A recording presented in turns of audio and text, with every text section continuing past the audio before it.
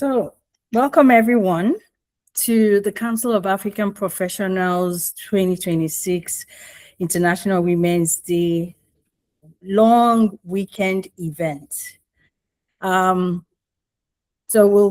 Today our theme is Unshakeable, Women, Worth and Well-Being in a Pressured World.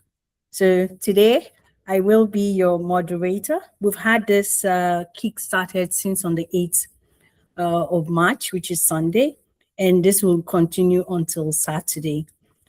And just a brief about me. So I am Nigerian Canadian. I am based out of the Hamilton area, and I've been volunteering with formerly CNP, now CAP, on different capacity, and I'm very excited about the topic today. So this is what the agenda for today will look like. We will kick off with the anthem, and then we will also look at the land acknowledgement. We'll welcome and do introductions. We'll talk a bit about CAP, upcoming events, and then we will introduce our speaker for today, Ms. Abi Adekitan. We'll go over a fireside chat on the topic for today or for the week. So feel free when we do have the discussion going on, ask your questions in the chat, share your comments as the discussion is going on because that helps to make the discussion more engaging. And then we'll finalize with a closing remark. So now we'll go on to O Canada.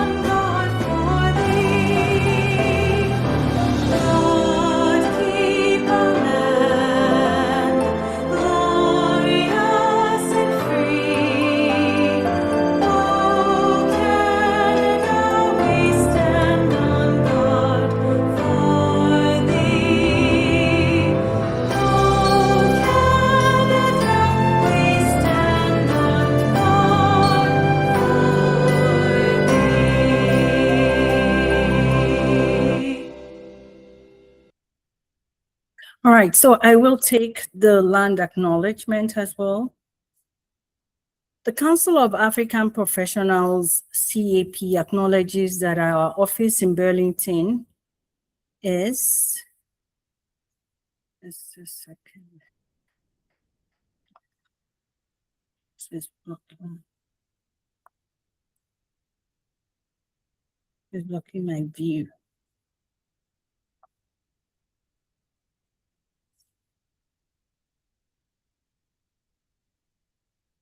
Sorry, just a second. It's blocking my view. Okay, so the Council of African Professionals, CAP, acknowledges that our office in Burlington is situated upon the traditional territory of many nations, including the Mississaugas of the Credit, the Anishinaabe, the Chippewa, the Haudenosaunee, and the Wendat peoples. We recognize that Burlington is covered by Treaty 14, also known as the head of the Lake Purchase. As an organization dedicated to the excellence and advancement of the African diaspora, we recognize the deep parallels between the displacement of indigenous peoples and the forced migration and systemic exclusion faced by Black communities. We honor the enduring presence of all First Nations, Métis, and Inuit peoples, and we value their spiritual and cultural connections to this land.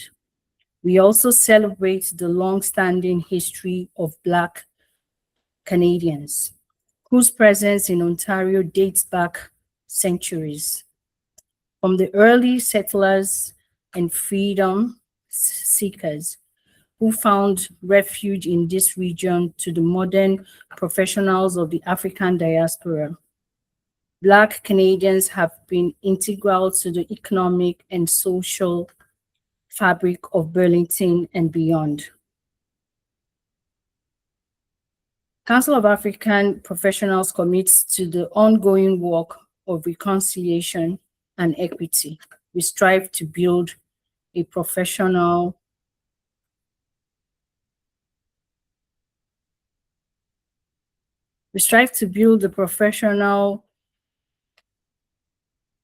that honors the land we occupy and supports the prosperity of both Indigenous and Black communities, building solidarity, justice, and mutual respect.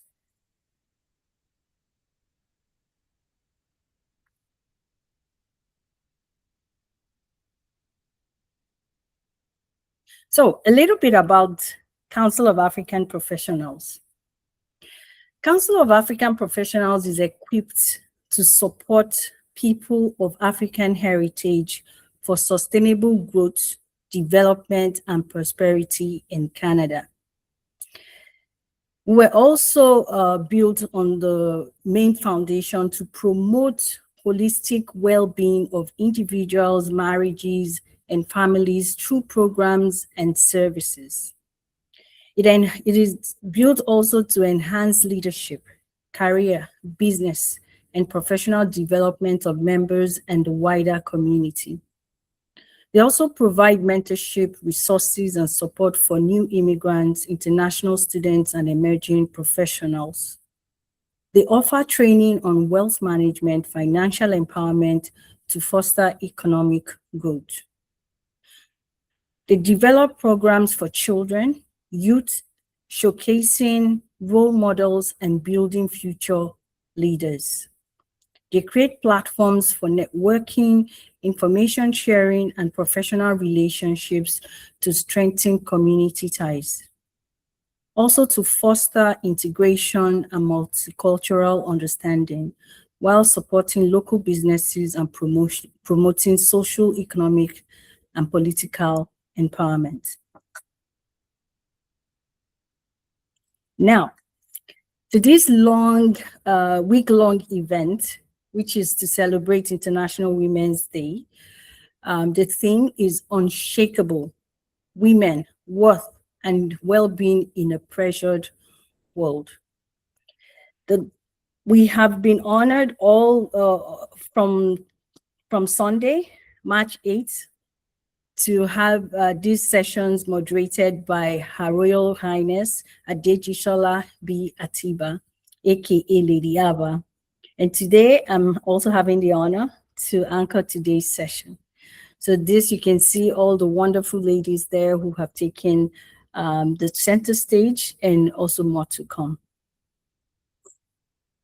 Now, to today's speaker, Ms. Abi Adekitan is the founder of Abi Star Consult and Irie Pathway Corp, a non-profit dedicated to empowering youth, women, and families through mentorship, life skills training, and community initiatives. She is also a certified resilience coach and relationship coach with over a decade of experience equipping individuals with emotional intelligence, communication tools, and resilience strategies needed to navigate life with confidence and clarity. Abby is also the founder of 160 Ways to Say I Do Again. It's a transformative guide for married couples and foundation of Forever, a thought-provoking resource for singles preparing for lasting relationships. Through her coaching, speaking engagements, and training programs, she helps individuals strengthen relationships, rebuild from setbacks, and develop the inner stability required for long-term success. Her work centers on one core belief: when people are emotionally strong and relationally grounded, they build stronger homes, businesses, and communities. And today's session, we will get to really we will get a chance to tap into that knowledge of hers and see how we can continue as women to remain unshakable through whatever pressures that the world throws at us. Ms. Valerie Nelson kicked off the International Women's Day celebration on March 8th, which was on Sunday. She's a distinguished secondary educator with over 35 years of service in Jamaica and Ontario. She retired in 2015 as a principal of La Morox Collegiate Institute in the Toronto District School Board. Under her leadership, which is a very huge achievement, the school earned the Dr. Beth M. Stevenson Recognition of Achievement Award in 2013. It is an award that is associated with the EQAO. One good thing about all the sessions that have been held throughout the week is that they're all recorded, so you get the chance to also go and view what's been recorded, and you also get the chance to know more about the speakers that we had for each of them. We had Ms. Bayode Simpson, who also she is a data governance specialist at one of Canada's top 5 banks. And she took us through the session on Monday. Dr. Paige Afano, I'm so sorry, is a certified management consultant and development expert who advises public, private, and nonprofit organizations on business transformation, operational excellence, and digital enablement. Yesterday, we had Ms. Christine Eruoku, who is a nonprofit leader, entrepreneur, and also community builder, whose journey in Atlantic Canada began over a decade ago while pursuing an MBA at the University of New Brunswick. We have all the speakers' bios on our CAP website, so you can go there and also kind of have more time to reflect on their background. Ms. Oluwabumi Bosedi will be taking us tomorrow. So she's a dual qualified lawyer licensed in Nigeria and also Ontario. And then we'll wrap things up on Saturday with Ms. Edosa Adams Idode. She's a dedicated lawyer, community advocate, and mentor, recognized with the Queen Silver Jubilee pin for her outstanding leadership and service. We will have another session, which is targeted at all about tax. Tax is one subject that, no matter how long you've been in a country, you still get dreaded by it. Tax rules change year after year.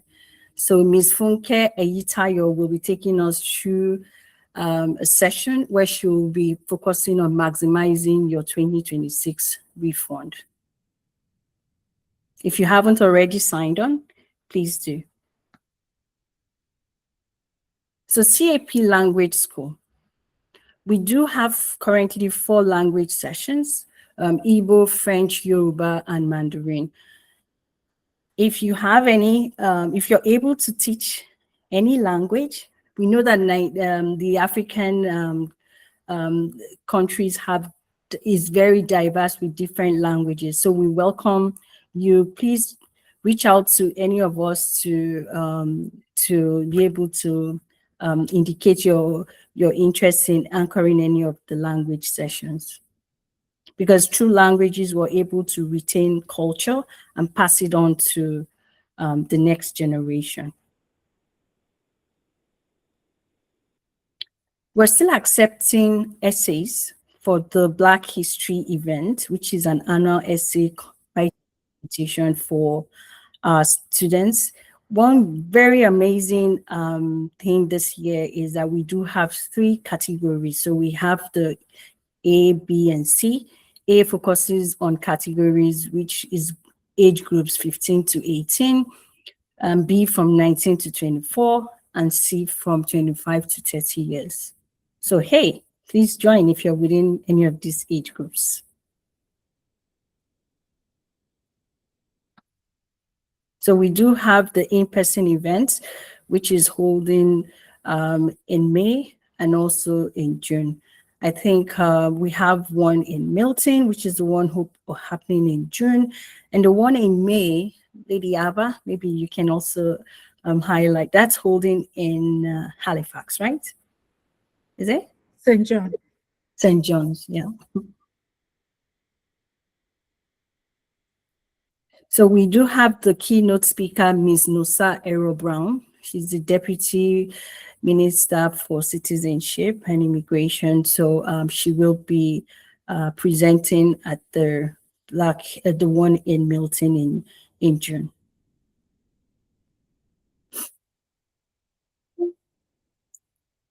And we also have a guest speaker, Olalekan Oluwayomi. He will also be presenting a session as well.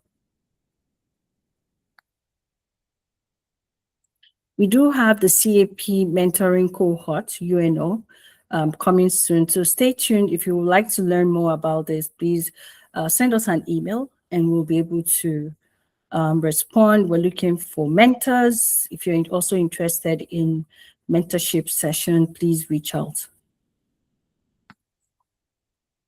So I'd like to call on Lady Abba to take the business spotlight session. Thank you very much, Ms. Deye Michelea. And I welcome everyone again. Thank you for your time. Our lights can only be on if we have businesses that support us. And so we tend to do a shout out to them during all our events. If you'd like to support us, please reach out. Our email is already in the chat, capprofessionals.org@gmail.com.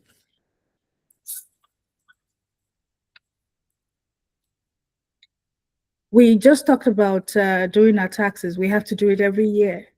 So if you've not done your taxes and you're looking for an accountant to do it, SDA Business Solution is your best bet. Not only do they do taxes, they also do business consulting, business incorporation, bookkeeping, and so many other tax-related and accounting-related services. Pixel, if you're looking to take personal photographs, business photographs, all those, memories, milestones, Pixel, that's their IG. Reach out to them. They are very, very good and excellent at what they do. Tola Ogundikwe is an insurance advisor. Insurance is you transferring your risk. Reach out to her to learn what's best for you. I always say that if you have a child or a family, you do need insurance. Let's go. Unique Design is a clothing company. They have bed sheets, towels, all premium products. The website is right there, uniquedesigns.ca. Visit it and support a Canadian business. Authenticity, How My Whammy Moment Shaped My Life. The book is on Amazon. If you just want a bold shot of Hadrelinian, go to Amazon and get your copy.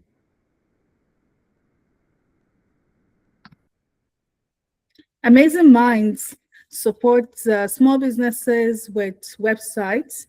They are able to work with any budget. Reach out to them. They can design, develop, and all that. What can we do without the power of prayer, right? We thank God for Archbishop Prof. Zaza Williams, who supports CAP. the Achion Days International Church. They are based all over Africa. We appreciate you, sir. Fun fact. So, the Bishop, Archbishop Professor Osaze Williams was actually my marriage counselor. I was in 2007. Can you believe it? So, um, small world. It is definitely a small world. And Lady Abba Digital Studio supports women, youth, newcomers. If you're looking for materials, you know, to support you, reach out to Abba Digital Studio. Thank you. And of course, we have supporters, and we appreciate them because we want them to continue to support us. BPTN, RBC, Royal Bank, Canadian Race Relations Foundation. And we also have other nonprofits that do what we do. And we collaborate together. Alliance Creative Community Event. A big appreciation to His Royal Highness King Nanayo Osamuan, African Caribbean Council of Alton, Grandmothers Voices, Seas Center, the Care Foundation, Black Business Edmonton, United Colors of Fashion New Brunswick, Akal Ottawa, and NIRAV.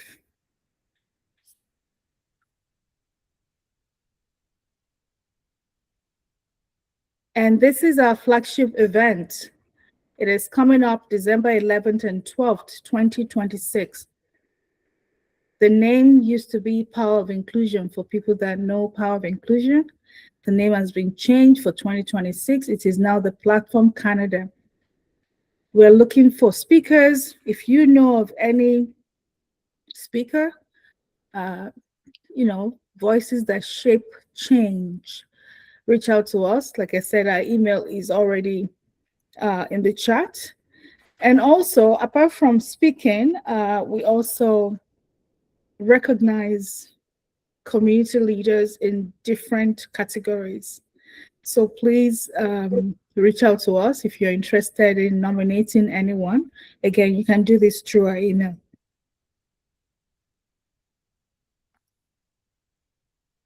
Contact us, all that details is already on the chat. And then I'll pass it back to Ms. Deya Michelet. Thank you. Thank you, Lady Abba. So I will stop sharing now so that we can spotlight the main event, which is Miss Abi.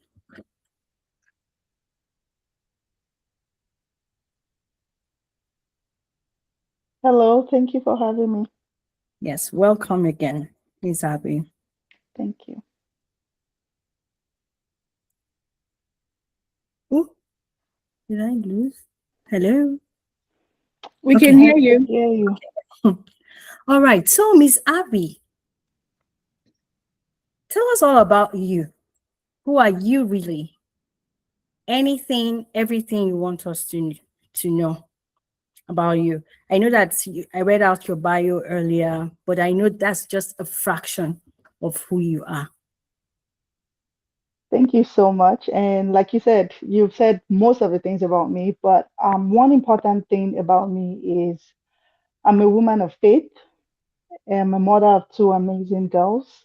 I'm a wife, and I'm someone that really believes in unique and believes in believes everybody is uniquely and beautifully created, especially women. And my faith has shaped how I view life, and that has helped me be open to serving others in any capacity that I'm able to. I'm very passionate about helping people, about growing our community, about building up women, because I believe in the power of women. If we come together, we could do great and amazing things. So, again, I'm a founder. I'm the founder of IRI Pathway. IRI Pathway is a non-for-profit focused on youth and women life skills training, and also the CEO of Abi Star Consult. Basically, we do consulting, workshops, resilience workshop for organizations, small businesses. Under Abista Consulting, we also have social media management, visual assistant, and website development.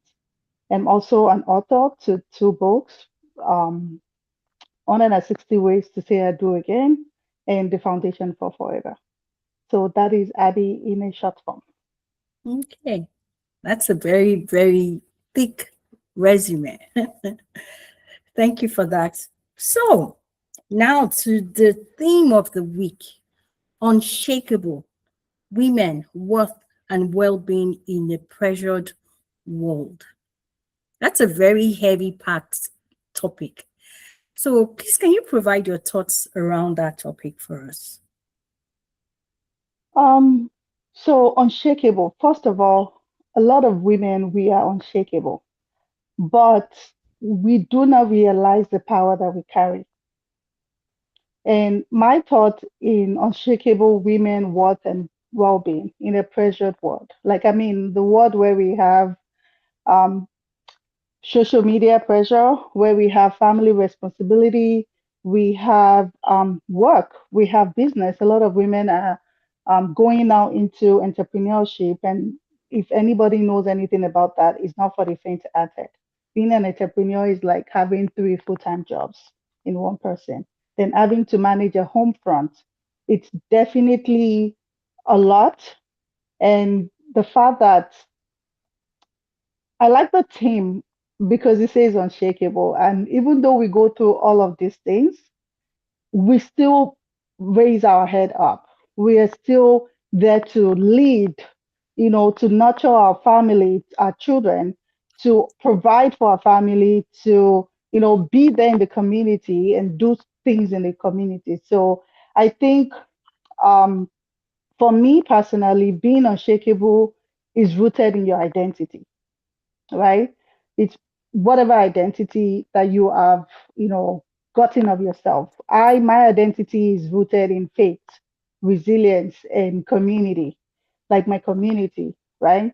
And when a woman is grounded in her faith and is resilience, and the woman has a support system they could call a community, there is nothing that could shake them. So that is my thought on that. Wow. And that's very true. I totally agree because, for instance, if I've found that if I am not sure of who I am, if I go somewhere, I'm not even sure how I can contribute. I'm not even sure what is my purpose there. I'm not sure what I can take out of there. And so I can have connections or networks around me. I will not know how to utilize those. And those are the things, like you said, the community, our support system, these are the things that help build that foundation that when life happens, that we're able to utilize them.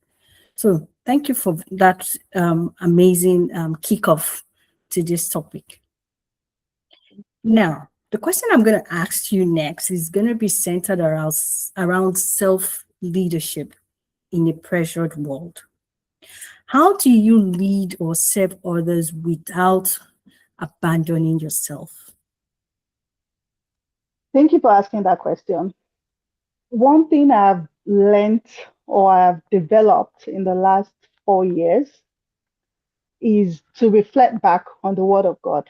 The Bible says, love your neighbor as yourself. There's nowhere in the Bible that says, love your neighbor more than yourself. And that brings me to you know, to the topic. How am I putting myself first in everything that I do? In the midst of being a mother, of being a wife, of being an entrepreneur, of being a community leader, how do I prioritize myself? When I remember the Bible says that I should love my neighbor like myself, I tend to be very clear in saying no to things that I don't have the bandwidth for. And that's where a lot of women kind of struggle. Some people do not know how to say no. When you don't know how to say no, you're going to get lost in serving others. And as women, we are naturally wired to want to serve everybody else but us. And again, when you remember that your job is to love the next person like yourself, you would need to say no. Does God want me to kill myself for this person? No. Does God want me to collapse in the middle of the road because I'm trying to save somebody? No. Then I learn to choose me. And as easy as that sounds, sometimes it's very difficult for women, especially when it comes around our children. And it's important, again, it goes back to you understanding yourself, knowing your limits, knowing who you are. As a mom, sometimes I go to a lot of community events, and sometimes I say to myself, oh, I'm leaving the kids at home by themselves. I'm feeling the guilt.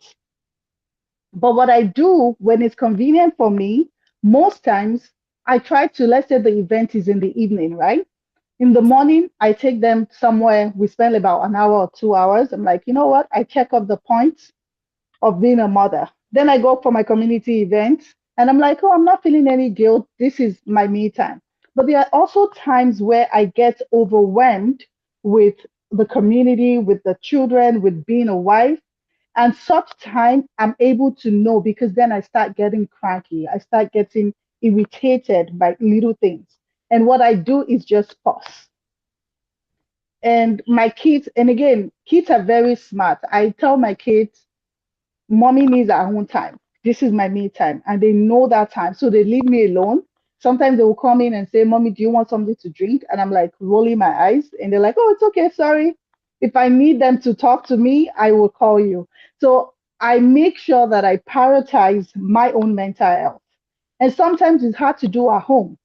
I remember when my kids were like babies, I remember my daughter was about 8 months. I was on mat leave. I was losing my sanity, just staying at home. Like, I'm not the type to just stay home and not do anything. Like, I have to find something doing.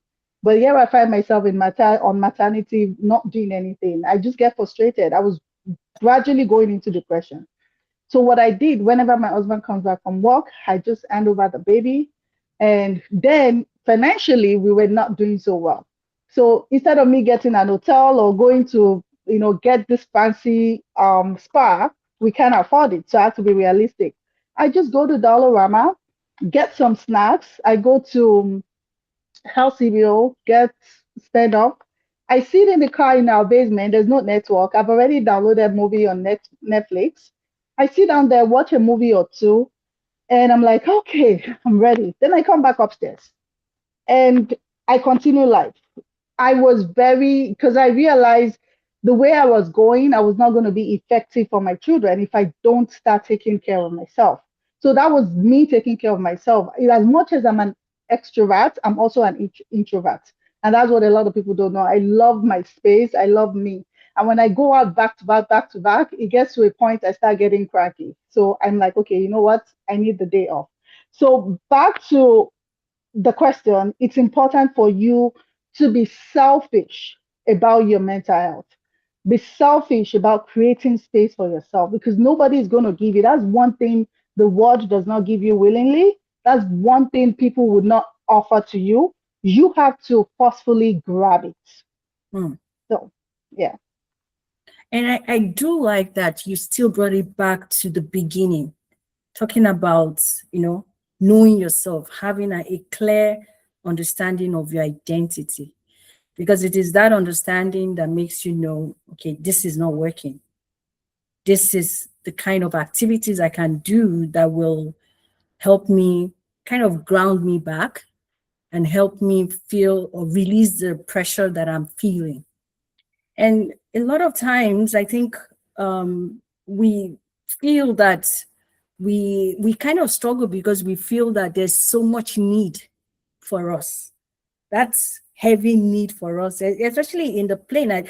I'm guessing everyone here must have taken the plane ride one time or the other in their life. And it's the reason why they remind us, right, that in case of an emergency, you have to wear your own mask first. Because especially people with little children, the first impulse can be, oh, let me put a mask first on my child. And then we're not even able to accomplish that because maybe we would have lost, any, consciousness because we don't have enough oxygen in us. So thank you so much for taking that rundown on on how we should not abandon ourselves while giving others in this very pressured world. So please let your thoughts in as the conversation is going on. Put in your comments in the chat. I see a lot of emoji signs. Keep them coming as the conversation is going. Now, another question, and this ties also to the last response that you gave. This surrounding recovery from burnout and sustained success. If success that is not sustainable is very short-lived and it's not, it doesn't benefit anyone. So how can women rebuild momentum after a breakdown, setback, or season of exhaustion? Thank you for that question. One thing I need to say to all women watching is burnout is not a sign of weakness. It is a sign that something needs to change in your life. So when we understand this, it's easy for us to ask for help.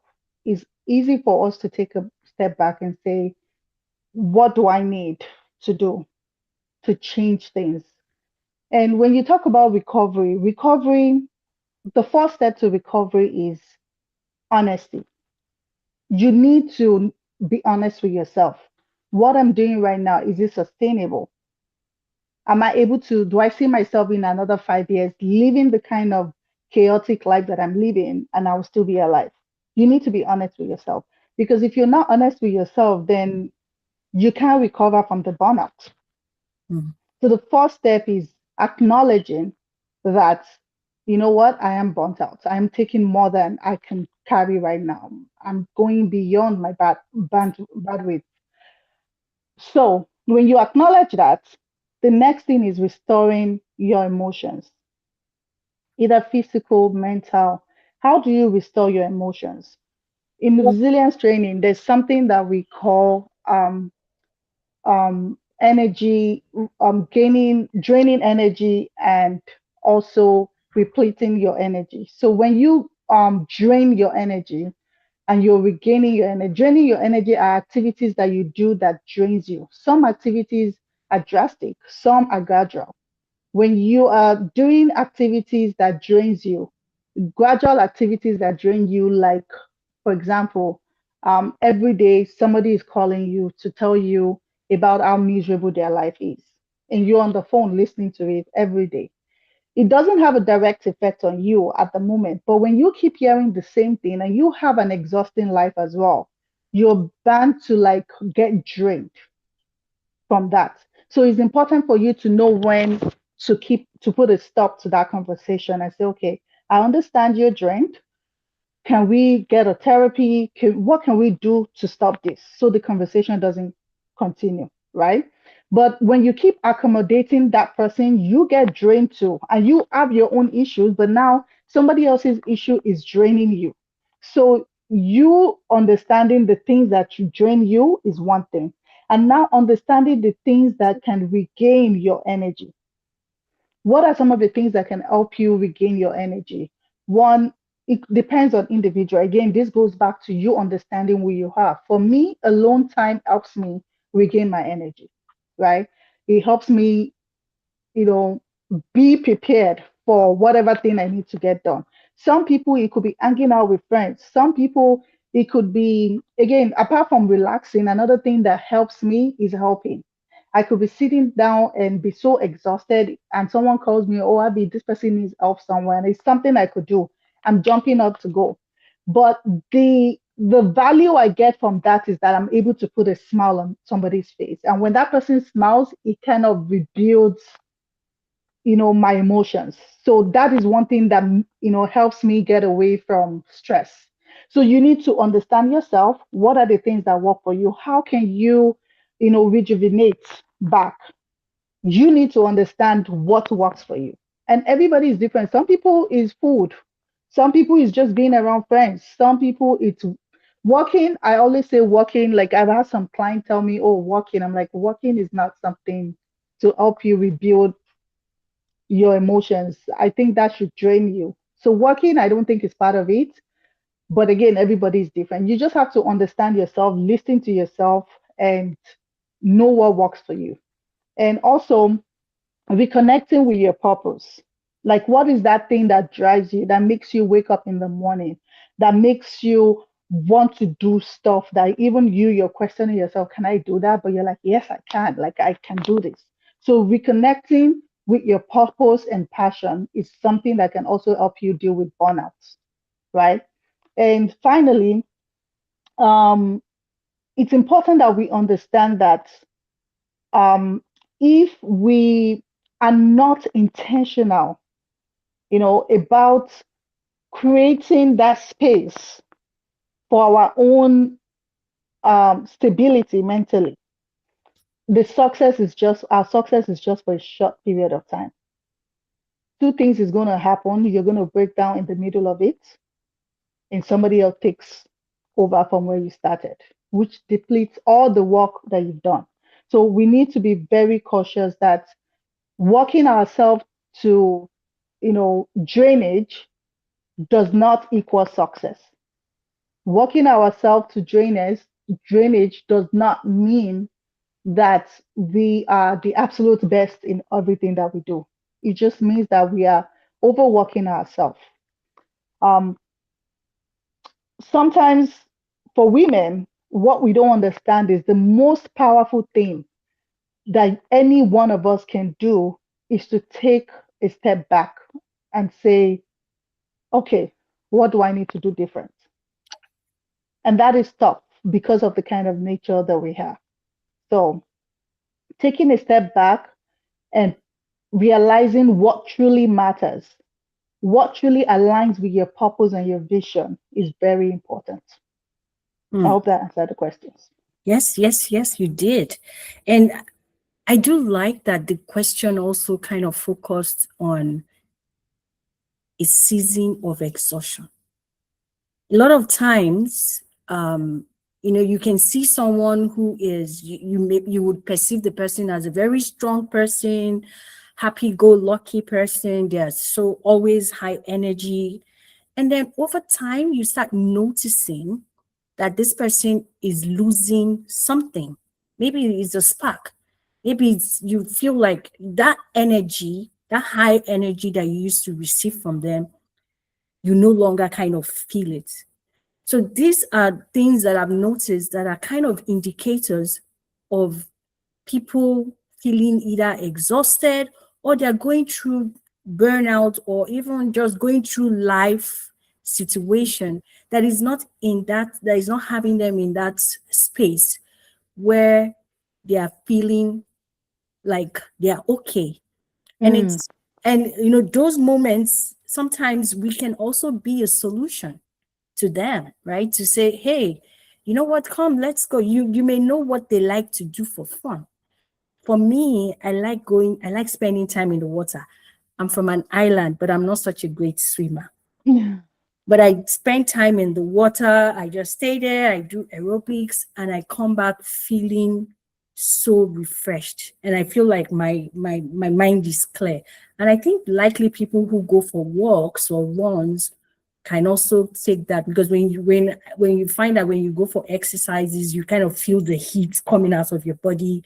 Some people, when they go for walk, they also use that to clear their mind. So whatever it is that works for you, I do like that you still tied it down again to understanding your purpose, which is still coming back to knowing yourself, knowing your identity. What's that thing that is driving you? Because at the end of the day, if you don't invest in yourself, this is what Mhm. I've heard you say. If you don't invest in yourself, you're only going to burn out and you keep burning out. If you're not able to ask for help, look around you and find someone who is there that may be able to support you. So thank you a lot. The next question is about mental health, identity, and worth.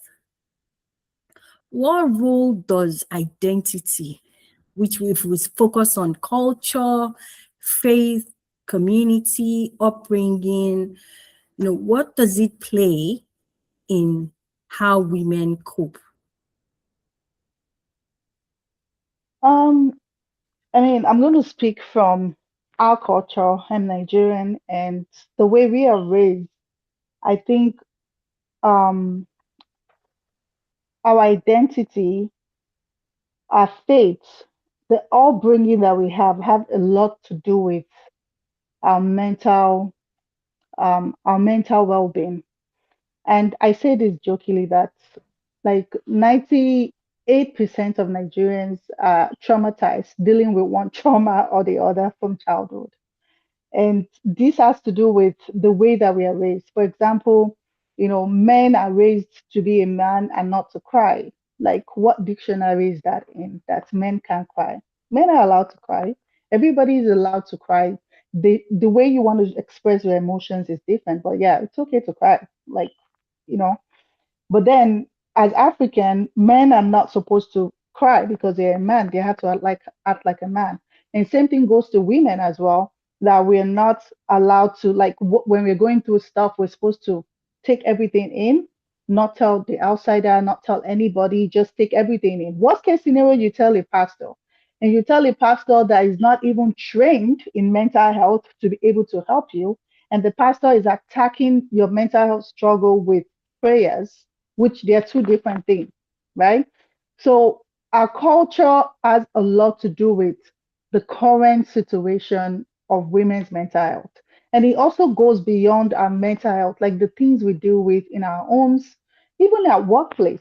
Like we've had this spirit where we've been taught to be quiet, to be silent. And some of us are trying to get out of that. And it's like a big struggle. Some people have, they're already there. And some people are still struggling to even speak up. And this will bring you even to marriages. Like I was coaching someone, and the person was telling me how she works two jobs and she has to come back home to cook. And one time she collapsed at work because she got home by 10 p.m. at night. She made dinner. I'm like, you're making dinner at 10 p.m. How? Right? But this is what our culture has taught her to do. It's normal. For other cultures, they might be like, that's a lot. But then our culture has said, well, as a woman, this is what you're supposed to do. So as I grow older and I connect myself back to my faith, I make an intentional decision not to, really go with everything about how I was raised. I love some part of how I was raised, but some part of it I've chosen to be intentional about not going with it. And most importantly, I've chosen to go with the word of God. And that means different things with everybody, right? Because for me, going with the word of God, like success does not define me, right? What defines me is my heart. What defines me is how I treat people, how I relate with people, how I'm able to be a blessing to somebody else. That is what defines me. And I don't think overburdening myself, killing myself, um, overwhelming myself, and you know, going into mental breakdown is part of the plan of God for my life. It's Mm. not. The plan of God for my life is for me to be able to do well and also impart all that, draw other people to Christ. However, sorry, I don't want to make this a religious thing. So, but however, in the process of doing that, I don't want to be stuck in how I was raised. Like I'm raising two children, two girls that are going to be another generation. I need to make sure that they understand the importance of them taking themselves first. That is the boss move. Being a boss, being a queen means that you understand that taking care of yourself is priority, right? Your mental health is more important than any other thing. Whatever thing that will take your mental health or take your peace of mind is too expensive for you. So, um, again, it goes back. I'm going to go back to our first, what I said initially. When you understand your identity, who you are, whatever it is, you might not be a Christian, you might be a Muslim, you could be whatever you are, whatever thing that you believe that shapes and forms you, if you understand it, and if you are grounded in your purpose, then you will be able to develop resilience where you're able to overcome challenges. Now, it's not like challenges are not going to come to you, but you will understand how to bounce back from those challenges without draining yourself in the situation, right? I like that you said it's not like challenges will not come, because it was something that I learned a long time ago. So I had a very challenging upbringing. And so I used to feel like, oh, there's nothing life can throw at me that I cannot, overcome if I was able to overcome all of this. However, life did happen to me at different stages of my life, even as an adult. And that strength that I thought I had, I had gotten, I was, rest assured I can deal with the world as it comes, it was shaking. So we will always have, challenges in life. And that's why I say life happens. Yeah. Bad things happen to good people as well. I don't think there's anyone who sits and just says, oh, I want bad things to happen. It can happen. So when it does happen, it's for us to also reflect, oh, this happened before, or something else happened before. And I rose from it and I was Mm. able to make it. So that can allow us have that hope, right? Because hope is what keeps us going, Going. trying something new, trying to, use the strategy that worked before. It may not work again, right? But trying it, seeking other ways because you've seen that something can work. And so I do really like how you wrap that up. And mental health, it used to be a taboo subject. Mm. But now it's, yes, it's, some people are like, oh, mental health. I remember when mental health days were approved in Ontario for people to take up to 10 days, personal days for mental health related issues from work. And, there were discussions about, oh, it's too much, it's too much. But hey, if you really look at it, people needed it. And eventually Yeah. there were days available for them to use. Yet the people take advantage of it. Yes. Yes, but does it remove the need for those the time that people need to really take care of things that sometimes they can't even put words to it? Because if you're having a flu-like symptom, the doctor can say, hey, this will take its cycle. You don't need any medication. Just go take painkillers or go sleep it out. Yeah. So mental health, a lot of times you would not even, you see someone with their red lipstick. I used to wear red lipstick a lot. You see them with their red lipstick and they're walking around and you feel that all is well. And it's not always that way. And there's something I need to add to that. And not just as women raising kids, it's important for us to let our kids know it's okay for them to have I was talking to a friend a while back, and while I was on the phone with her, I heard her son like kind of going off, and I'm like, maybe he's having a breakdown. And she goes, I rebuke it in Jesus' name. And I'm like, okay. But the truth of the matter is, months later, she found out the boy was actually having a mental breakdown, but she ignored it for spiritual reasons, which is okay. But, and from that experience, I constantly remind my kids that, sometimes you get overwhelmed with school. It's okay for you to let me know, no, mommy, I feel overwhelmed. It's a lot going on. And we talk about what can we do to reduce the workload.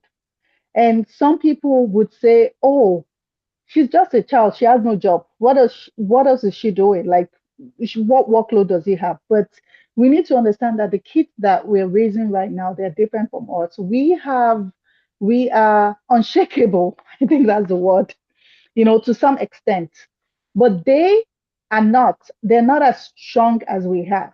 And our growing up is completely different. I say we are raising internet kids. As such, we have to be internet parents whether we like it or we don't like it, right? So it's important that we're able to sit our kids down and say, sometimes it's okay for you to feel overwhelmed.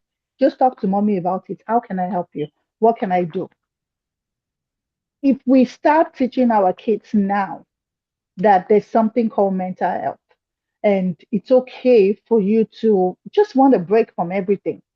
And we respect and help them through the process, things will get easy for them. Because I always say I don't want to pass generational trauma to my children. I feel like I'm traumatized enough. I went to a boarding house in Nigeria and I felt like the trauma I went through in that school, I think sometimes it still affect me till now. But then I don't want to pass that to my children. They are not going to boarding house. I mean, I'm not letting them out of my sight.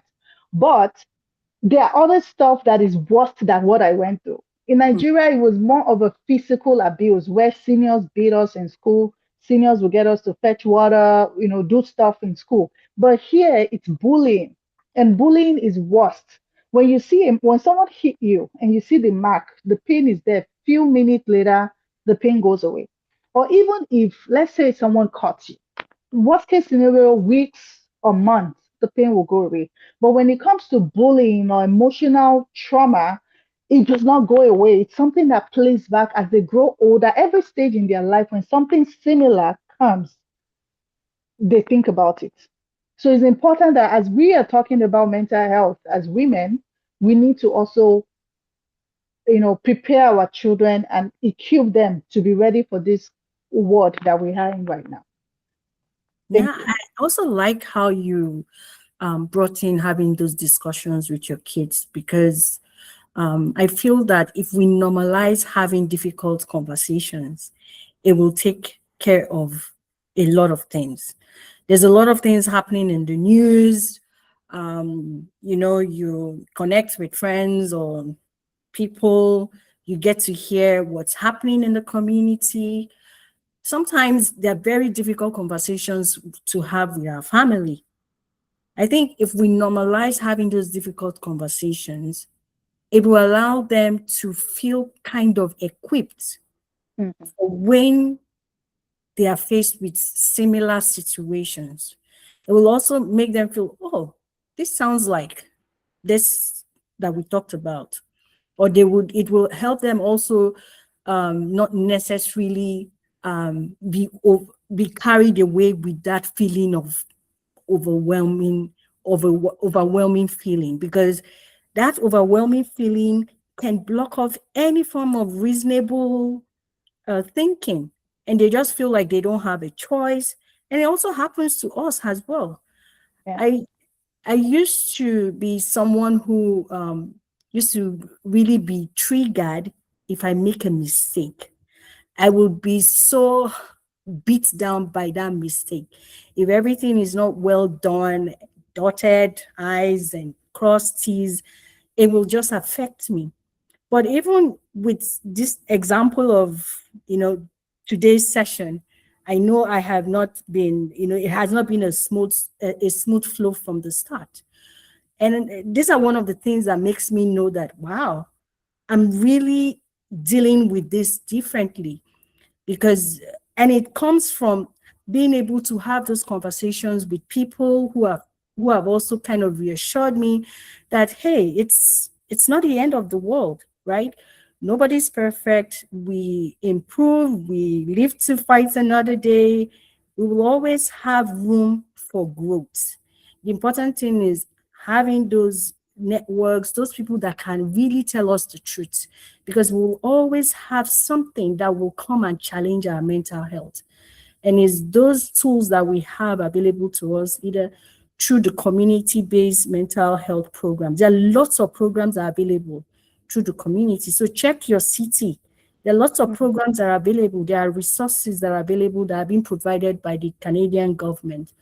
Or if you're not in Canada, check your country portals. There are programs that are available. Seek help.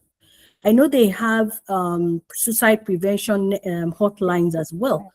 Mhm. So a lot of times people kind of feel, like you said, you have all of this going on, and what are you depressed about, right? And the reality is that that feeling of overwhelming discomfort that it goes on in your mind is louder than what anybody says to you, and is that intentional support that helps you deal with it.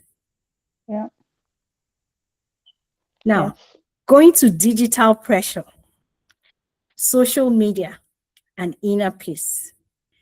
I know you were talking about the childhood trauma, all of the things that came with growing up in Nigeria. The newer generation, they don't have similar experiences as we older people.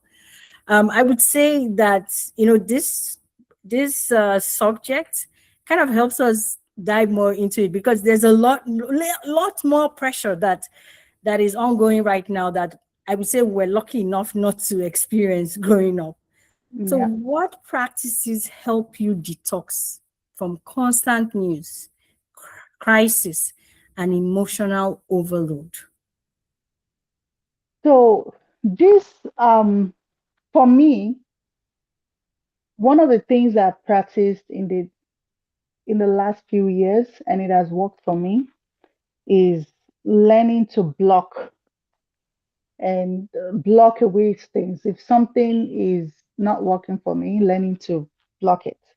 For social media, and I'm saying this, so I do social media management. But one thing I'm very intentional about is making sure that I am very strict with myself about the time I spend on social media and who I follow and who I don't follow, right? So I give myself an hour for social media every day. And in between that hour, let's say I'm in the doctor's office, I'm stuck there waiting for to see the doctor. I can browse through the internet, make up my comments, call it a day. But every day I give myself 1 hour for both Instagram, LinkedIn, Facebook, which I hardly go on. I'm just intentional about the other day somebody had posted something and I liked it. I honestly didn't read it, but the person is my friend and I just like it by supporting them and I move on. Because my 1 hour, I look at the timer, my 1 hour, so I do 1 hour timing, then when it's 20 minutes, 20 minutes to go. So when the alarm goes off that I have 20 minutes to go, I was just liking. And then my friend called me. I said, "Oh, Abby, I saw that you like my post. Are you coming?" I'm like, "Huh? What?" And she goes, the event. I'm like, I was just being a supportive friend. I didn't read that. I said I had a time limit on Instagram and I had to go through it. I said, send it to me on WhatsApp. I'll look through it. And this is not because I don't appreciate what she's doing, but I'm more intentional about my time that I spend on social media. Because you can be there 3, 4 hours, you haven't done anything tangible with your life. And I realized this take away my time. So when I'm there, I'm like, okay, I'm managing this page. I need to see what's going on this page. Is there anything that I need to do on this page? This, I look at that. So within that 1 hour that I have to do a lot of things. So being very real with myself, intentional about the time I spend there is one. And two, for people that are not really able to control themselves, in terms, some people are just, is an addiction. There's different kind of addiction. Some people are addicted to drugs, some alcohol, some different things, but some people are actually addicted to social media. That's where they get their own happiness from. From such people, I would say go back to your roots, because your root is definitely not social media. Go back to your purpose. Your purpose is definitely not Instagram or TikTok or whatever it is. Your purpose is deeper and bigger than that. And you need to align with those. So you are able to detox away from the social media. How do you do that? Be intentional about your time. Like set an alarm for yourself. And when I started doing this, I would do 10 minutes, do 20 minutes, do 30 minutes, 40 minutes, and the alarm will go off when I'm going for 1 hour until I got a grip of myself where I can actually control myself. And then I increase it to, okay, reminder 20 minutes before my 1 hour, right? So that's the first thing I would say anybody should do. It might not be an hour. You could just say, you know what, I'm going to spend 3 hours on social media as opposed to 6 hours. That is a step to come from. And also, I'm going to put a little bit of spirituality in it. Sometimes we're fasting. People don't understand doing away with social media is a form of fasting because you're giving up something that you love to do for God. You don't have to starve yourself. Some people just think just fasting alone, like you not eating, is a form of fasting. You going on social media fasting not doing any social media. I mean, you respond to work emails, the basic things that you need to respond to. It's a form of you also refreshing yourself, rejuvenating yourself. Like you should try it. Do like a 2 day social media fasting. By the time you come back, you will not be so attached to the things you're attached to. Because you're like, really, I did without this for a couple of days. Why can't I do it? Right? The first day is definitely hard. It's just like when I wanted to give up drinking coffee. I know the first day I went to Tim Hortons, I was there. I'm like, I was inhaling all the coffee. I did that. And I will go to Starbucks, I'll inhale the coffee. And then I walk out with a cup of hot water and I pour milk on it. And I'm like, coffee, tea, balance it. So I had to, really, really be intentional about stopping coffee. And I know that it wasn't easy. So the smell was helping me. And I did this for like 4 or 5 days, going to Tim Hortons, Starbucks, and just smell their coffee and then take a cup of hot water. So in my head, I think I'm having coffee. It's just hot water and cream, So you right? practically went into the lion's den to deal with the I lion. know because I had to. It was some I had to because my husband drinks coffee. So if we're going to anywhere together, he's having coffee beside him. So that's a big temptation I had to overcome. And he was little compared to the big temptation. So that's why I went in the store. I will be there and I'm like, and I was like, okay, I think I can do this. Then I'll walk away and I'll come back again. I was like, if you see me out there, you'd be like, is she okay? And I'm okay. I was just that was a way of me getting over it. I did that for like 5 days. And afterwards to today, I started this, I did my non-coffee in 2021. So today, like when you like even the taste of coffee now irritates me, Hmm. right? I will do tea. I will do different kind of tea, but not coffee, right? Decaf tea. Anyways, I back to the main thing. So when you need to, because I'm always saying whatever it is that holds you hostage is something that you need to be very trying to look for a nice word here. You have to be very, very intentional. That's not the word I want to use, but I'm trying to use a better word. You have to be drastic in making sure you take it back, whatever is holding you back. I mean, at that point for my health, I couldn't take coffee. So, and my health was more important than the coffee. So I needed to fight that battle. So I knew it was a battle I was getting into and I was ready to get into it. So social media is a battle. If it's not bringing you peace of mind, it's a battle that you need to be fighting with all the weapons that you have, right? All the weapon that you have. And right now, especially with social media, everybody is something, everybody is this. Like you go in there, you're coming out with depression. Again, it goes back to you understanding who you are, right? If you know who you are, somebody driving a limbo or whatever it's called on social media should not bother you. Somebody having a happy marriage on social media while your marriage is not going well should not bother you. It shouldn't put you in a situation where you will now be thinking about your life that, oh God, why is my life like this? No, it's because you don't understand who you are. You don't understand the grace that you carry. You don't understand your purpose. That is why things like that will bother you. The time that you would use for social media, use that time to rediscover yourself, the new you that would does not really care about what anybody has to say, but cares about what makes you happy, the peace of mind. I always say the most important thing, if you're going to bed at night, you don't have a guilty conscience telling you, oh, maybe you shouldn't have done that, maybe you shouldn't have done this.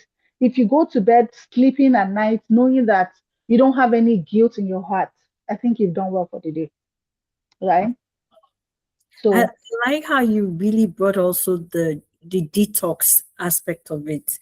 I recall having discussion with some teenagers recently, and it was amazing to find out that they delete apps from their phone. They take breaks. mm, They delete the apps, and then after a while, they reinstall them, and then they use it. Teenagers that were thinking constantly on their phone, they've put this in place and they're saying no, because these things are addictive and we don't want to be addicted. We know that they're trying to get us addicted. Yeah. It's amazing. Yeah. So I think also journaling, right? So when Yeah. you journal, it will help put your thoughts down, and then you can also address them, like those targeted maybe development goals that you may have. You may Mhm. now be able to say, you know what, this I can actually achieve it in 3 months, in 6 months. Okay, but for me to achieve it in 6 months, what do I need to do today? What actions do I need to take today that will enable me work towards this goal? So those are things that will help get us out of our head and into action. And you will find out that, you know what, one thing I do every day is spending time on X.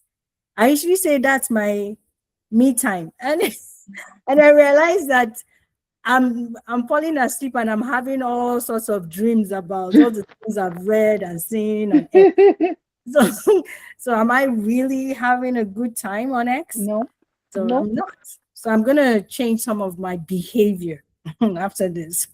And you can replace it with, practicing mindfulness, taking time to reflect on things. I mean, spending time in, just quiet time, reconnect. You can also try reconnecting with friends. Because Mm. one of the things I said to myself this year was I'm going to be more intentional about my friends. So I find that in the last couple of years, I've just been so busy with life that the people that actually really matters to me, like my friends, I am not quite spending enough quality time with them on the phone. And how, like, a friend of mine, what I think it was in December, she was telling me something she went through, and I'm like, what? Why didn't I know this?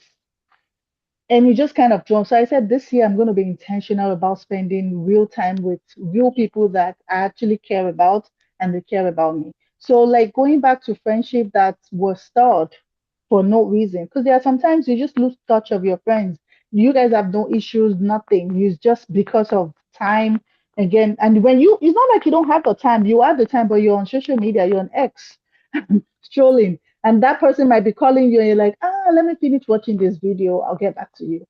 That time you can use it to actually make a real life connection. And with all of that, one of the things is going to help us is build inner peace. And like I said, there's nothing like that inner peace. You being able to say no and you are now feeling guilty about it, there is nothing that beats it. So, So yeah. please put in the chat to share with us what are the strategies that you use that help you to detox, that helps you to regain your inner peace, how you manage social media, and those habits. Please share in the chat so that we can also learn and take on some of those tidbits. AI. So there's a lot of disruption AI is bringing, right? There's so much. Mm. So also the need to thrive through change. What does ethical, human-centered leadership look like in times of disruption? There's a lot of disruption going on right now. Mm. Someone today was telling me in the office about how the ongoing situation in the Middle East is going to impact on even the farming industry in Canada, right? Mm. So how do we, in a human-centered, if you're looking at through the lens of a human-centered leadership, how can you deal with times of disruption? Ooh, that's a deep question. So, one thing I would say is this: in times like this, where everything is going on, AI, life changes, nothing is stable.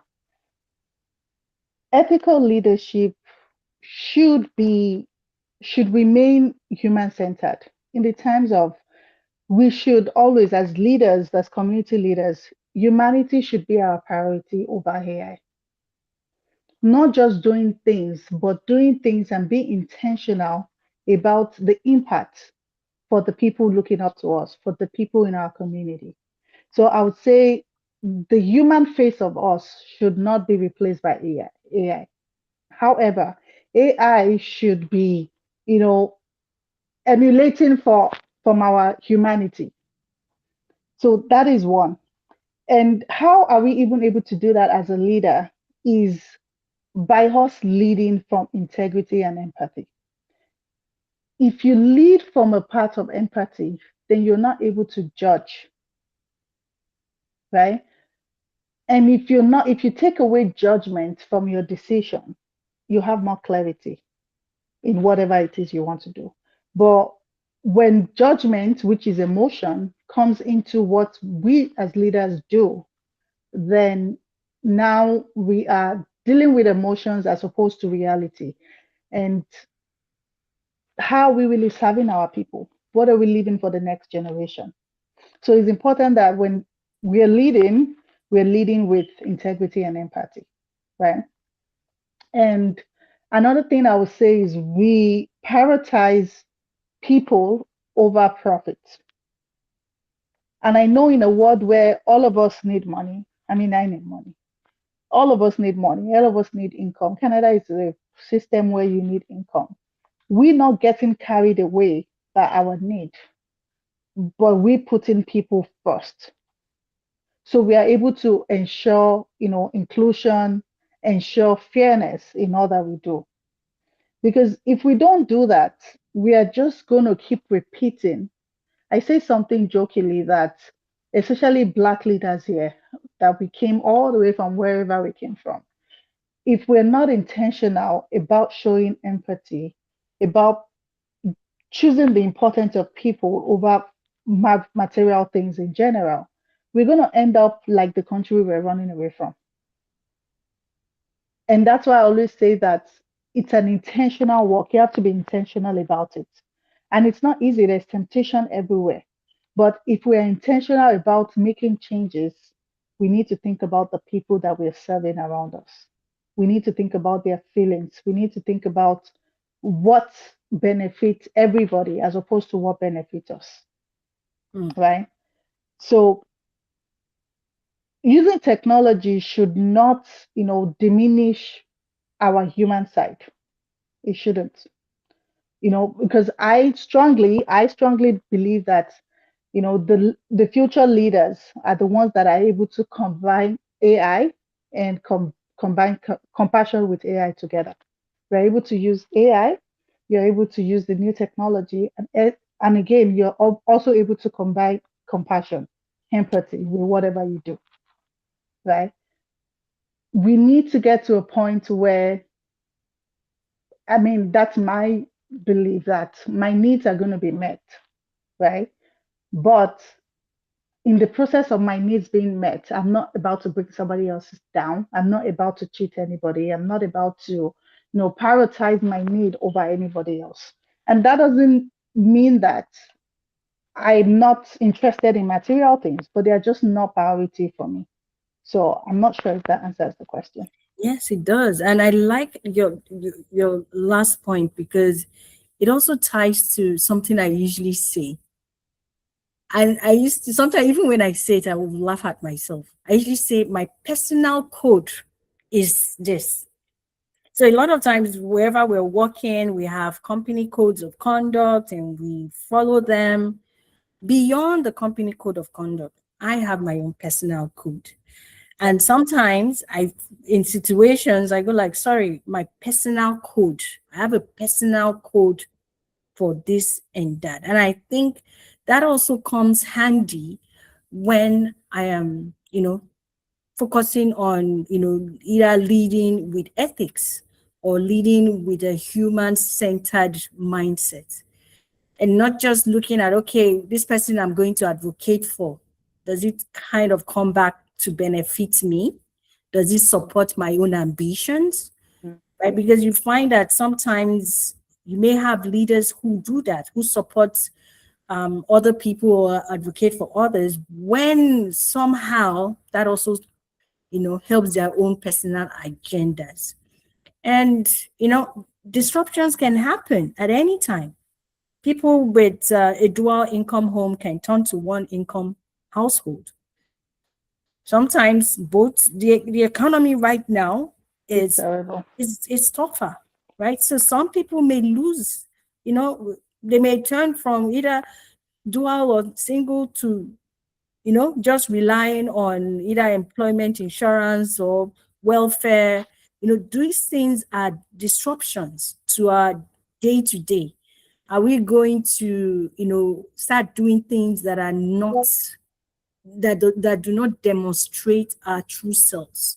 Like I would say, my own personal code, because that's also something that can rob us of our inner peace when we take on that either survival mentality. And that's one of the good things about CAP, because CAP's focus is to help, Africans, and also the community, for people to not only share knowledge but also gain, explore services. There are lots of services that, if let's say we were coming to engage you, Ms. Abby, to come and have this session, we're going to say, okay, how much is it going to cost? But through CAP, you're volunteering your time and giving this free of charge to our members or to people who are listening. So there's so much value in that, and that helps us to give back to our community, reconnect, and even find ways that we ourselves can also give back to others. All of these help us to have that human-centered leadership model, that we're able to give and also ask for it. We talk about psychological safety.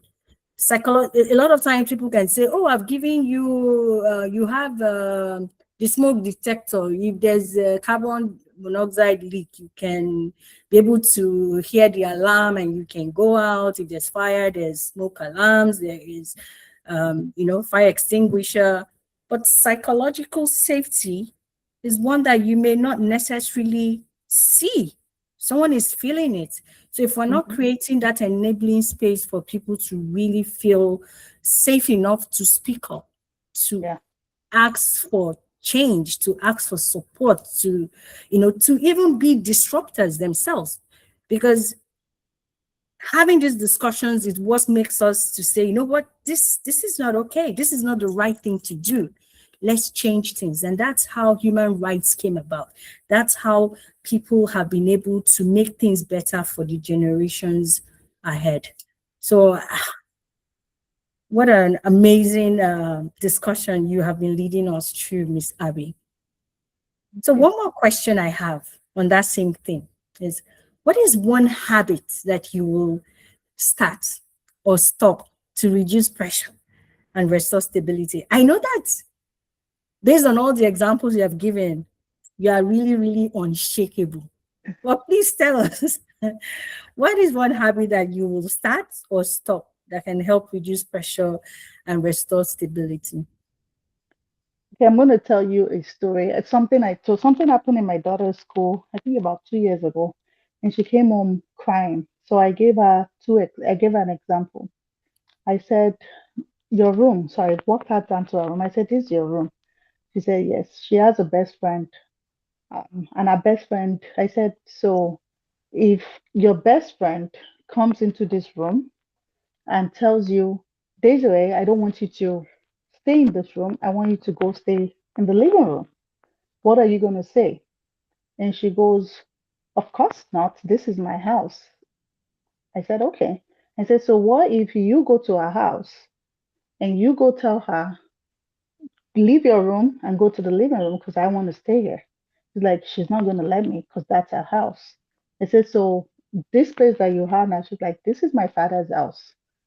And I'm like, "So because it's your father's house, you have the right to tell her you can't stay here, leave."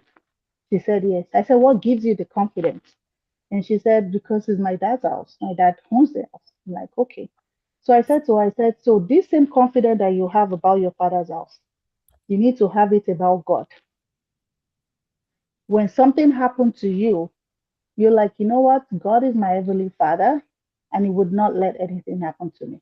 I said, the faith you have in your earthly father, you need to have times 10 of that faith in your Heavenly Father. And don't let anything anybody says or do shake you. So that would answer my question. I use that to give her an example of the importance of her being a woman of her own and not letting anything shake her, regardless of whatever happens. And I also use that for myself. There are situations that happen that I'm like, God, why? But then I remember who my Heavenly Father is. And I'm like, if you can take me from this situation to this situation, like you can do this one that I'm asking is a piece of cake, you can do it. And that is one thing that has shaped me. I might be going through hell on earth and you would not have an idea. Not because I'm trying to pretend, but because I have this confidence in my Heavenly Father that it will make a way. How? When? I have no idea. To answer the question, one thing that I'm going to start doing, which I'm already doing, is reminding myself that whatever happens, I'm unshakable because I have an Heavenly Father that loves me more than anything in this world. So I've been doing that, but I'm going to keep doing that because it's important for me to know who my father is. And when you know who your father is, like you're not like every regular person, right? So that is one thing that I'm going to keep doing. And that's And understanding the authority that is backing you, really. exactly. Yeah. Yeah. Because again, it goes back to knowing who you are. Who you are comes from you being a child of God. And you being a child of God means that, what can really shake me? Nothing. So me being unshakable, even to things going on around me, not because I'm not going to feel it, not because I won't have my days where I will sit and cry and say, God, I know you have a purpose, but this thing is really moving me a little bit, and I'm trying not to be shakeable, right? But when I remember after my crying time, I remember, wait, he has done it for me before, he has done this for me, he has done that for me, then he will definitely do it. So that is to answer the question. And for me, I would say that one thing that also comes to my mind is, the statement that I know it will work out for my good. Yeah. And that causes me to pause, to ask myself, what can I learn from this situation? Yeah. I look at it because I also have noticed that if I don't learn quickly, that situation will last long. So the sooner I start learning the lesson from it, Mm. the sooner I will deal with what the situation is. And because I have that strong understanding that it will work out for my good, is what helps me keep faith, knowing that, okay, maybe I don't have the yes now. Mm-hmm. Doesn't mean that either the no I'm hearing now, because uh, a lot of times there are multiple jobs that we've applied for that you've Mm. had, sorry, your application, we decided to move forward with another Wow. candidate. And sometimes you even see the announcement, you look at the profile of the person, you're like, hmm, things that they told me that because I don't have this person doesn't have it. How come? Right? Then tendency of questioning comes in. However, it may not be the right path for you. So trusting that even though there's a no right now, Mm. that is sending you down somewhere else. Because a lot of times in hindsight, we find that it was a good thing we didn't have some of those things. Yeah. So yeah. So now maybe I can go to the chat. I see a question here from dear caller. She says, what are some practical techniques, in your opinion, that can help avoid burnouts? Um, Again, like we talked about earlier, understanding what it is that burns you out. Like, what are you doing? Like, what is it that really take a whole lot of your energy? Understanding that.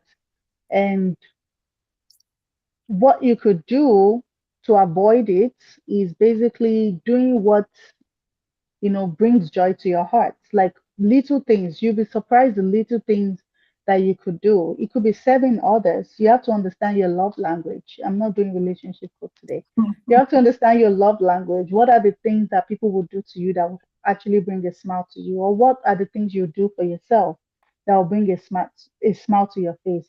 But most importantly is you understanding what are the triggers, what are the things that get me to a point where I'm breaking down.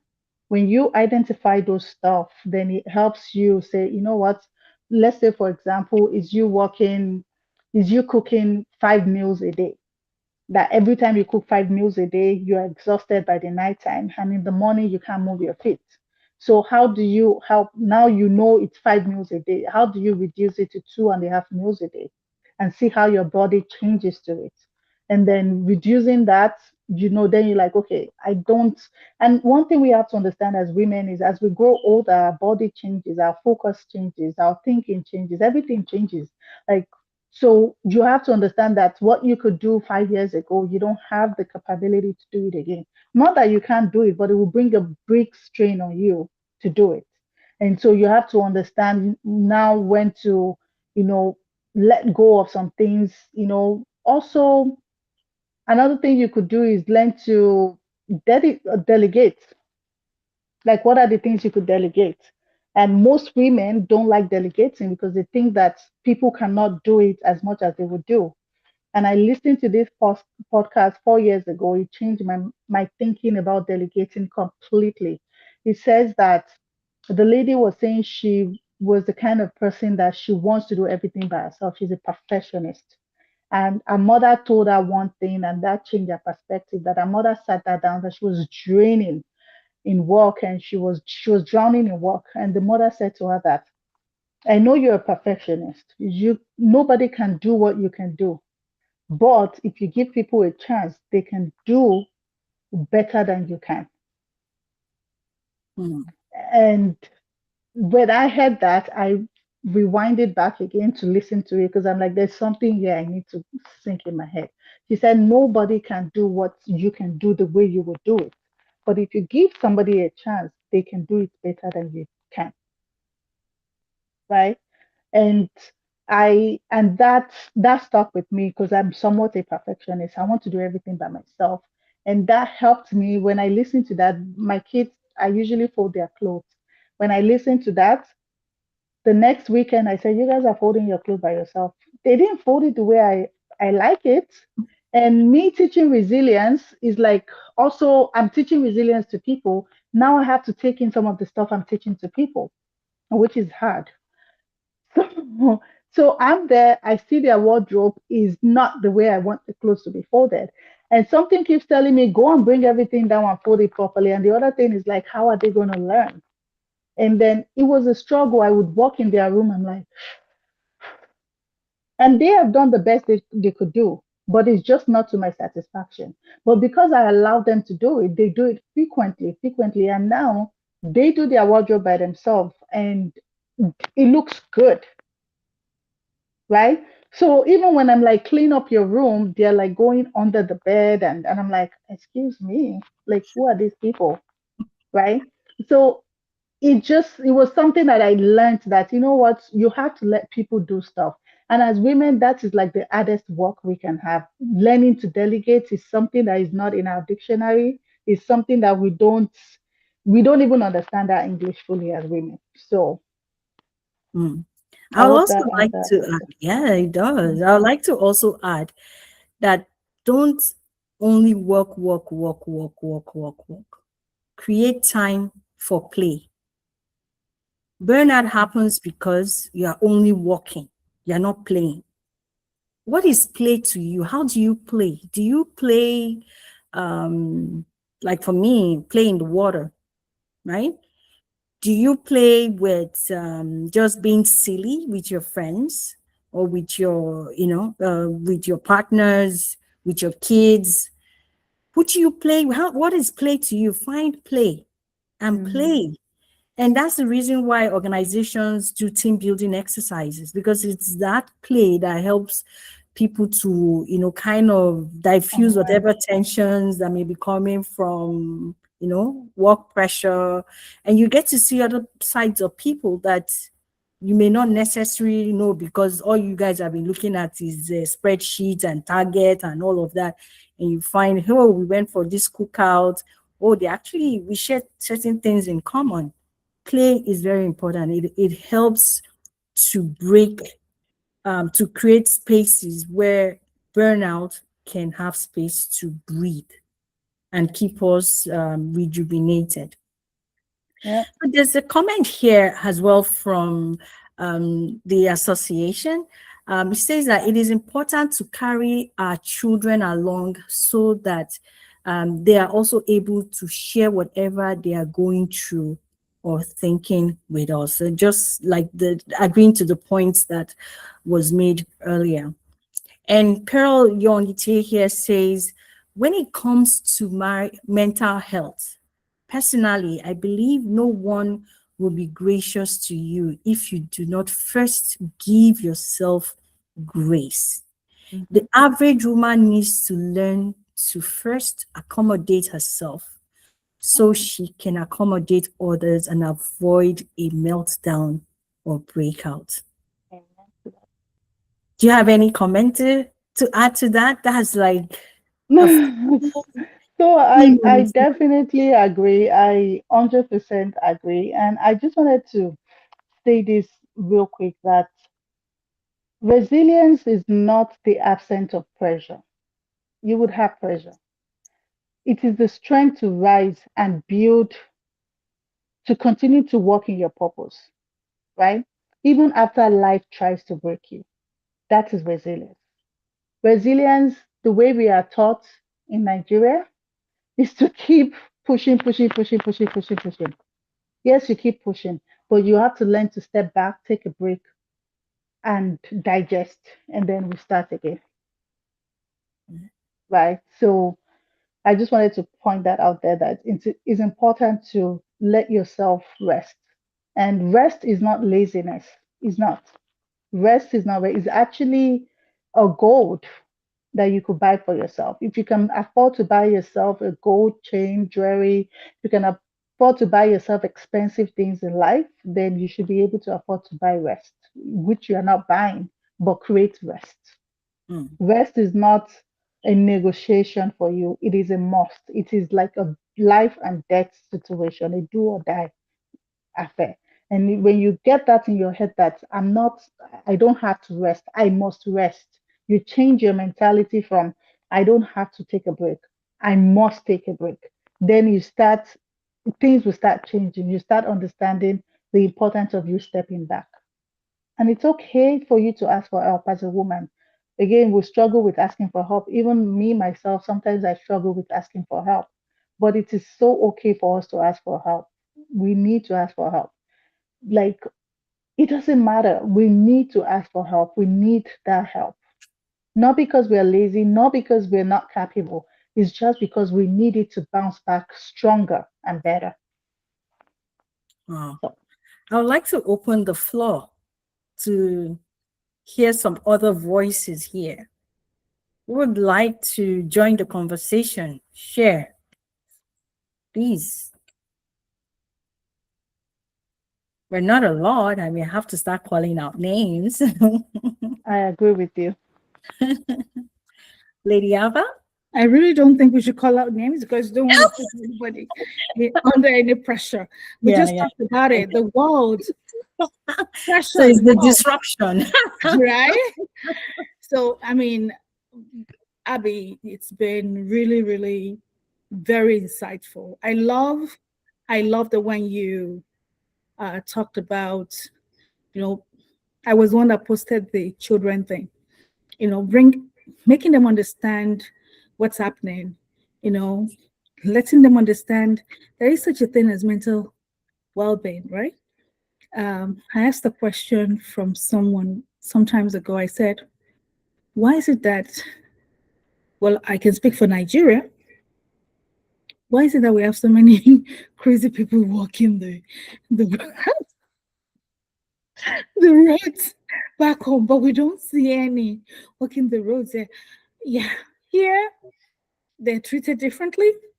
And that's why it's so important not to allow ourselves as women, because we are the super women. to fall into that category, and also to train our children to be able to identify. So thank you so much for bringing that aspect on. I just wanted to say, your thoughts were really very relevant, grounded, and this is what we need to talk to ourselves. Thank you. And very relatable too, eh? Yes. Thank you. Dear caller. Yeah. Hi, Abby. I wanted to say Hi. thank you for a very real and authentic evening. I think burnouts, managing one state of mind, your internal state is something that maybe a lot of people are not equipped to deal with on our own ones because we don't self-evaluate often enough just to check how things are going on the inside. Until we fall ill, we don't feel the need to fix anything. We think we can keep running our bodies. But any system requires continuous maintenance, monitoring so that you can get the most out of it. And it's really helpful. What I have also found is that just because there's a proliferation of devices, people seem to spend a lot more time with their devices versus with people. And sometimes, just because of how things tend to be positioned on social media, we're not conscious that the things we're consuming actually become part of how our brains are working and how we're thinking. So we start to feel inadequate sometimes. People start to feel under pressure, that there's a certain expectation. They don't even know where it came from, but it's sometimes from just the content that they've been consuming. And I found that deliberately disconnecting from your devices and just spending time with human beings can be helpful, or engaging in activities that are 100% physical. And some people will say exercise. For me, I like to cook just to engage my hands and do stuff physically. I like to walk as well, and maybe a few other physical things that I can't even hold my phone when I do them. And I think that it's something everyone just needs to be conscious of these days, so that we're not driving ourselves into a position of poor performance, as I like to call it. You're not going to be giving your best because you are not at your best physically and mentally. And so that's something we all need to start to manage. It's not only our bank accounts and our finances that we should pay attention to. I just wanted to add that. Thank you for a good evening. Thank Thank you, you dear so much. caller. Do you have anything to add, Abby, to that? No, I mean I agree 100% with it. I agree 100% with him. Like we just have to be, you know, intentional about understanding, you know, our strength and our weakness, and when we are shutting down to, catch ourselves and not wait until we're actually sick to do all of that. So thank Mm. you. There's something that I started doing like 2 years ago. This would be my no, 3 years ago actually. I started gardening. And the first year, I wasn't such a good plant mom. I had lots of dead plants. The second year, I had a lot of harvests. And then I, gave out produce to friends, colleagues. Third year, I again had dead plants. But it gave me the opportunity to learn about things not to plant together. And I can tell you that when you plant a seed and it's sprouting, oh, what joy that gives you. So there are lots of things that we can do with our hands, like the caller said, you know, what they do is cooking. When you find Dear, out things, dear caller is a guy. okay, dear Yeah. caller. Yeah. So what he does is cooking, and that's, who knows, maybe there might be a cookout one day and we'll get to try some of those dishes that your caller will present to those who attend. So I see Pearl. Please, the floor is yours.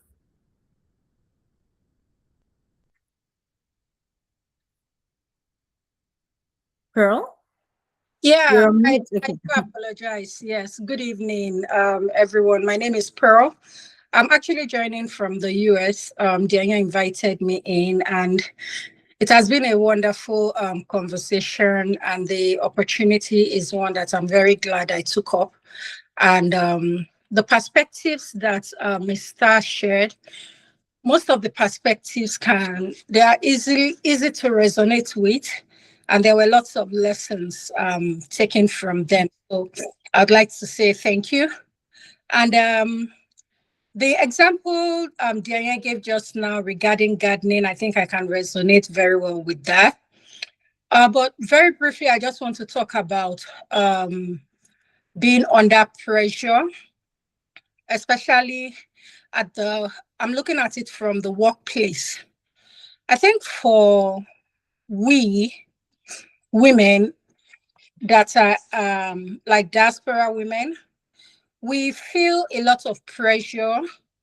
We want to justify our position at the table. We put a lot of pressure on ourselves to be accepted. We want to go beyond and above because no matter what we do, the skin gives us away first before our talents and our abilities speak for us. And that takes us back to the area of graciousness I was talking about. I think at this point, we just have to give ourselves grace. There's so much we can do. Whoever will see and appreciate our talents and our inputs, they will. And if they will not, maybe that is not the place for us. So I feel that most of the pressure that we have is coming from the workplace, because the average person shuts down feeling unfulfilled, unappreciated, and kind of lost. And that puts a lot of pressure in us. So opportunities, like I remember when Ms. Star was talking, and I think Jane was saying, the system at the same time also provides us with various opportunities where we can let out steam, where we can reach out outside of the work environment, outside of the family.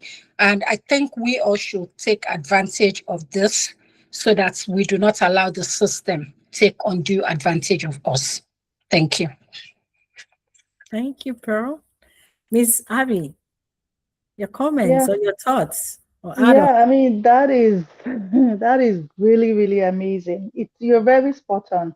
It's important that we are aware, because the system is built to keep us going, right?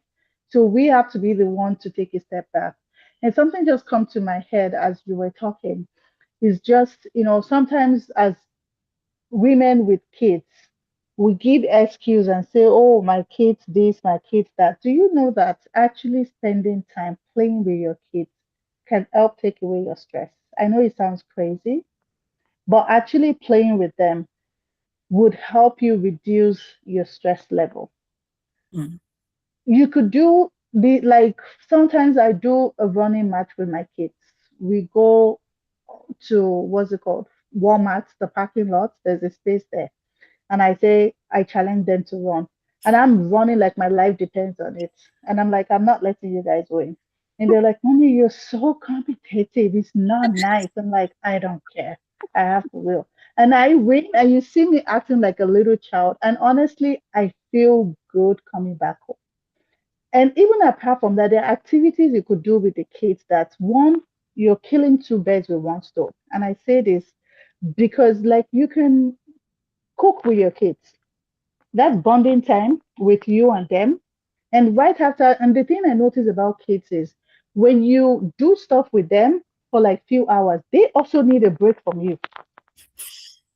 Like seriously, I don't know about other kids. My kids, I would tell them, I'm like, we're gonna make thing. Like the other day, I was teaching my 12-year-old how to make jollof rice. The moment we finished making that jollof, she's like, Mommy, I think I need a break. I'm like, let's finish washing the dishes, then we all take a break. We all need a break together, right? And that for that day helped with my bonding time with her.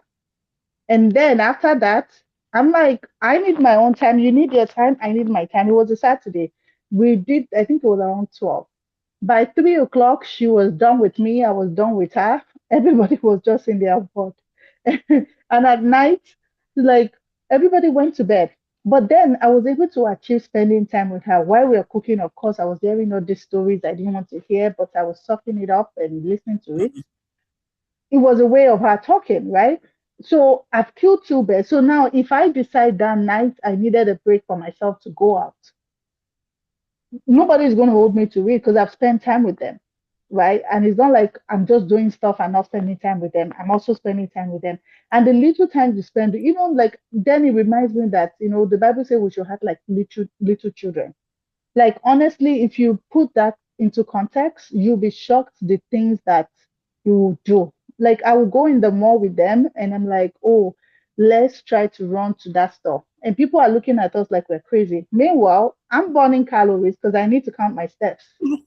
And I'm too lazy to go in the gym. So I'm like, okay, I need 10,000 steps today. So how do I get my 10,000 steps? Why these children are still involved? And Yeah. I'm running with them and they're like, mommy is so fun. Mommy is cool, but I am getting my step in and they're having their own fun. So we're both balancing. So you could actually, like, kids should not be a reason why you can't um you can't relax. That's what I'm trying to say. Children should not be a reason why you cannot relax. Yeah. It cannot There will be. always be something to be an excuse, right? But Mhm. yeah. Oh, that the time goes. Wow. We can go on and on and on. So I'd like to invite Lady Abba to come on and give the closing remark. And by the way, Lady Abba, yes, I see. I owe you produce this year. So let's fingers crossed. Absolutely. Thank you so very much. Wow. This is an experience. What do you think? Can we please appreciate Miss Abi Adekitan?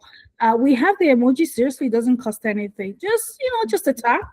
Let's tap it. Let's tap it. Let's just appreciate her for sharing all these inspiring moments with us. Thank you so very much. Really, just for everybody's knowledge, this is a volunteer program. We don't pay any of our speakers. They show up 100, in fact, 1,000%. So we truly, truly appreciate you because really, for me, I mean, I speak, and the first thing I'll ask people is, do you pay? I mean, the fact that they don't pay does not mean I'm not going to speak. But now that I'm retired, I do need to feed my body and soul too. But we thank you for showing up. We thank you for sharing your expertise, your experience with us.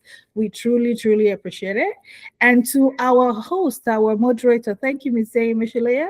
It's truly fantastic. Please let's appreciate Daniel also. Please, please, thank you. Thank you, everybody.